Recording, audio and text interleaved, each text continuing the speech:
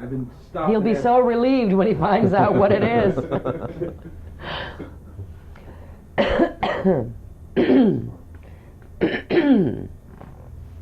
Did you finish your soda? I'm sorry. Did you finish your soda? Yes, I did. Oh. Some more? If you're going in there, I'll you may have a cigarette if I may. You got it. Yes, I'm going to get you a drink. Okay. No.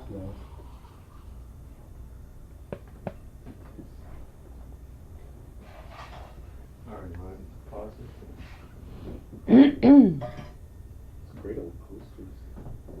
I just want you to know you were 20 minutes early and I was running out for the flowers and the drinks and everything else. I'm going to have to send it to your hotel now. Oh. It was, because I told you on the phone. Got to run. Got to go get flowers. Oh, bless your heart. This is just fine. Yes, please. They're right on the side of my briefcase.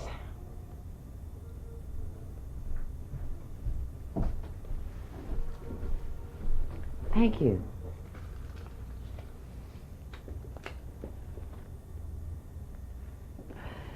Thank you. You're very welcome. Do you know that the book that was sent over to WNEW did not have a jacket on it? The one yesterday, I saw one this morning that did have a jacket. You didn't have it. I just happened to have one in my briefcase, which I gave him. My office didn't have it because I used it for the book for the.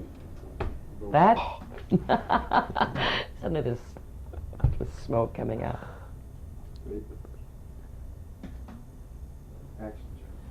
You've done 3 films now with John Sturges, the director, Bad Day at Black Rock, The Scarlet Coat, the Revolutionary War drama, and the science fiction film The Satan Bug. What's your working relationship like with Sturges? Oh, very comfortable, very warm, very easy. John is also more a director for men. Doesn't get himself particularly involved with the women's point of view, so he would always just sort of let me play it from within myself. Strange, I stopped to think about it. Of course, Bad Day at Black Rock, Scarlet Coat, and Satan Bug were all men's films, really. And of course, Bad Day at Black Rock, I worked with so many brilliant actors. And I was the only gal in the show, which was really kind of a lot of fun. You know, Bob Ryan and Spencer Tracy and Walter Brennan and Lee Marvin and Ernie Borgnine. You know, just a great group of actors, just wonderful actors. Your science fiction classic, Forbidden Planet. Did you ever think when you were making it that it would live on as such a cult classic? No, I don't think so. I see, through most of that film, we did much, as the actors are speaking about, with Tron. We were reacting to things that weren't there that were later put into the film, and Disney did many of the special effects in that film. That film, of course, is a science fiction cult film. I just was awarded the Golden Scroll of Merit for my book, which is just out, from the National Academy of Science Fiction. And I picked up my award at USC a couple of weeks ago. And at that time, they showed a clip from A Forbidden Planet and extolled the film highly. It is fascinating how it was the forerunner of so many things. I was talking to some friends last evening about this. The first hologram was shown in Forbidden Planet before holograms had been developed. The idea of that Krell mind, which existed in a 20-mile square in the Earth of this particular planet, Altera, where something mysterious was going on, and there was a livingness going on, and to realize that mind was creating this invisible monster, which of course finally destroyed its creator, Dr. Morbius, was way beyond what people were accepting in those days. Whereas today, I think many people are aware that what we entertain in our mind, becomes our own beast, which eventually comes back and attacks us. The artwork in the film, the sculpting that Joshua Meador did, the beaming down. There were so many things in that film. No, I wasn't nearly aware then that it would stand for so many years and still be considered one of the finest science fiction films ever done. Was science fiction in those days considered somewhat offbeat? It wasn't as popular a genre as it has grown to be in the last few years with the Star Wars Probably. films? Probably. The last few years, definitely it has come into its own. Well, of course, there was the year 2001. There were a few things that had been done, but not to the extent that we've gone into it now. I mean, now they're really vying for bigger and better productions. You didn't have any problems of temperament with your co-star, Robbie the Robot, did you? No, except we did have a problem one day. You see, Robbie was inhabited by a short gentleman. And one day, this young man, who was jockey size, had a few martinis at lunch. And for the first shot in the afternoon, Robbie was to come off of this, it was sort of a Jeep-like thing that he fit into, and he would walk down this ramp. And he was to walk down this ramp in this first shot, and you never saw 15 grips move as quickly as those 15 grips ran to grab that drunken robot before he fell flat on his face at the bottom of the ramp. It was pretty scary, because that was $1 million property walking down there drunk. The young jockey was replaced by someone else in the next scene. Science fiction fans also hold you dearly in their hearts for an episode of The Twilight Zone in which you played the mannequin. Oh, that was such fun. That was such fun. What was the schedule like on that episode? We had time to rehearse. For Twilight Zone, they had a number of days rehearsal before you went in and shot. They don't do that anymore. They're only on shows where you have, 3-camera live. That's a different kind of a setup. Then, of course, there is rehearsal all week, and then you do a run, what you call a dress rehearsal with the audience, and then your final show with the audience, and they take the best of each for their segments. But Twilight Zone was one of the few. Hitchcock was another one that would rehearse before shooting. So you'd have usually about 3 or 4 days rehearsal before you went in to shoot. And I still think that it's a far superior way to work, because you have fully explored everything. You know where you're coming from, where you're going to, and it's a great luxury. But I think in the long run it would probably save a lot of money in production if they went back to that. Now, you, of course, having been on live TV, Mm-hmm. and then also on shows like Twilight Zone, Mm-hmm. starring in your own program, Honey West, Mm-hmm. and more recently in Dallas, Well, Dallas, Dallas. yes, Dallas, and Chips recently. Mm-hmm. Seeing, how would you contrast some of those shows from the live to the Twilight Zone to Honey West, and then up to the more recent? Well, it may be just nostalgia, but I did love live TV, because the challenge was really supreme. that little red light would go on that camera, and that was it. I mean, you had to play it through no matter what happened. You could be in a scene where you're supposedly on the 19th floor, and a stagehand walks past the window, you know, and there's a skyscraper behind him. There were all kinds of wild and woolly things that happened. But the challenge was there, and I think the audience was there enjoying it so much because they knew right at this moment that they were feeling exactly what you were feeling in a scene. They were living it with you, and they knew that there was no time gap between when it was played and what they were seeing at that moment. And they accepted these crazy things that might happen.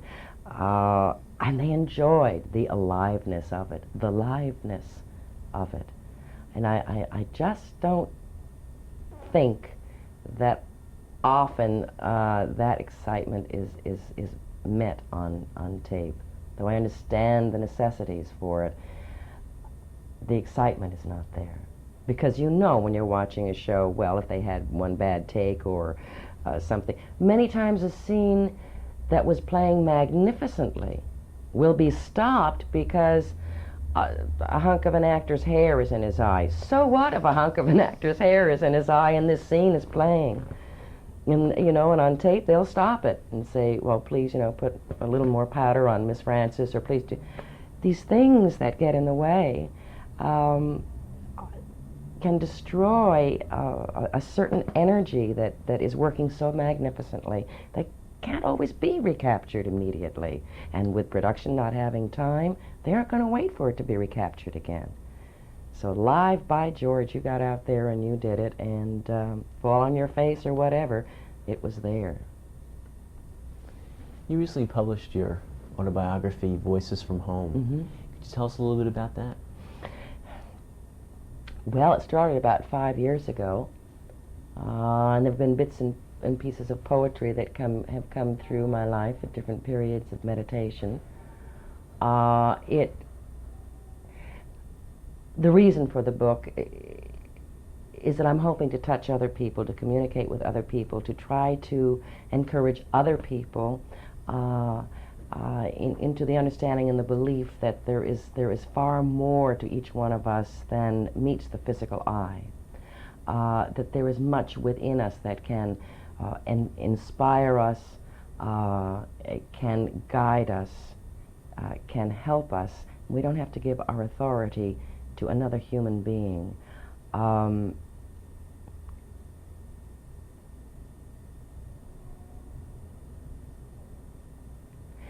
We are taught today, very much today. If we are not being taught it, we are absorbing a feeling of futility. We are being bombarded by death, destruction. Unfortunately, much of the media in this pendulum swing that goes on is involved with films that are bloodbaths, violence, anger, frustration. And you know, a newsman a long time ago told me that news, in order to be news, has to be extraordinary. And the unfortunate part is that when we are reading all of this news in a newspaper, we are beginning to think it's the ordinary, and it isn't. It isn't. Now, I've been walking up and down, this sounds terrible, up and down New York's streets, but I have never had a problem.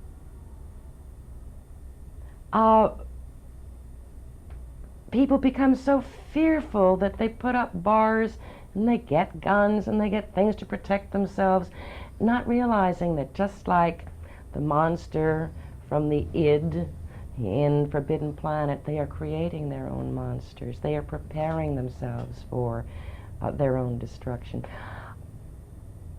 The book is a number of experiences that have happened to me through my own life, which have pretty much proven to me that man is a very precious being with incredible potential, and we've got to stop concentrating on death and destruction and start recognizing, along with E.T., love and life. And that's the message of the book. There is biography in it, but it's not a Hollywood biography. Do you think that show business kind of erodes spiritual depth? You mean living in show business or working in it? Well, it hasn't as far as I've been concerned, so I don't really think that that show business itself does. I think that it is what an individual brings to whatever business he is in. I'm sure that the oil business, the automobile business, newspaper business, you name it, has many people who are perhaps warped or greedy, who need success desperately and will do anything to have it, who are fearful of facing themselves and maybe the rat race that they have been in and turned to dope and numerous other things in order to blank out that inner part of them that is saying, hey, wait a minute, you had integrity and you can still have it. No, I don't think that show business or any particular business is the evil monster. It goes back to each one of us as individuals. We create our own environment, whether we choose show business as our field or whatever business it happens to be. As a career woman, you've succeeded in raising 2 children. Mm-hmm. Well, one isn't finished yet. Maggie's still 12. I have Janie's 20. Yeah. Are either of them interested in pursuing a career as an actress? I don't know. I think of the two, probably Maggie would be more interested. She's very creative. She's very outgoing. Maggie might be. I think if not show business, I wouldn't be surprised if she's in communications of some sort. But I'm mostly interested in seeing what they decide they are and what is going to come through them, because they're both very dear people. It's exciting to to ponder what they will be, what they are, something right now. But I mean, as far as a profession is concerned, it will be interesting to see where they go. If you could think back on your career up to this point in time, is there any special moment or a special film that really stands out in your mind?